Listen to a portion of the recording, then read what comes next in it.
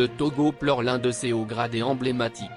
Le général Akaoilou Sizinwala, ancien ministre et figure influente de l'armée togolaise, est décédé le 5 janvier 2025 des suites d'une longue maladie. Cet officier supérieur, bien connu de la presse togolaise dans les années 2000, laisse derrière lui une empreinte indélébile sur la vie politique nationale. Le général Akaoilou Sizinwala avait rapidement gravi les échelons de l'armée togolaise, devenant l'une de ses figures centrales dans les années 1990.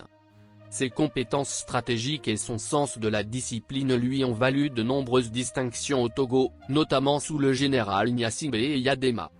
Outre sa carrière militaire, le général Wala a occupé des fonctions politiques de premier plan. Ancien directeur général de la gendarmerie, il a occupé l'influent poste de ministre de l'Intérieur et de la Sécurité dans les années 2000. C'était sous le régime du président Gnassingbé Eyadema, où il a été un acteur central dans la gestion des affaires sécuritaires et stratégiques du pays. Le tout-puissant général Akaoilou Sizinwala. À l'époque, le général Wala avait des relations tumultueuses avec la presse. Il a constamment saisi des journaux dont les contenus étaient jugés critiques au pouvoir en place.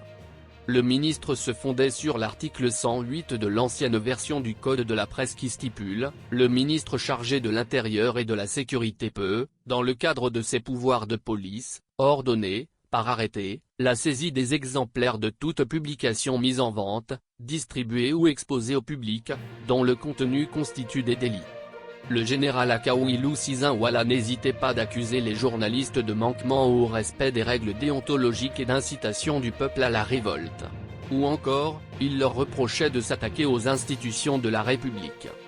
L'officier général a été le plus souvent critiqué pour son rôle dans des périodes politiquement sensibles. Accusant les journalistes de manquement déontologique ou d'incitation à la révolte, il était aussi critiqué pour sa gestion stricte lors de périodes politiquement sensibles. Héritage et controverse.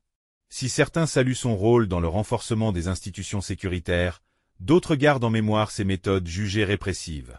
Malgré tout, son influence sur la vie publique du Togo reste incontestable, marquant une époque charnière de l'histoire du pays.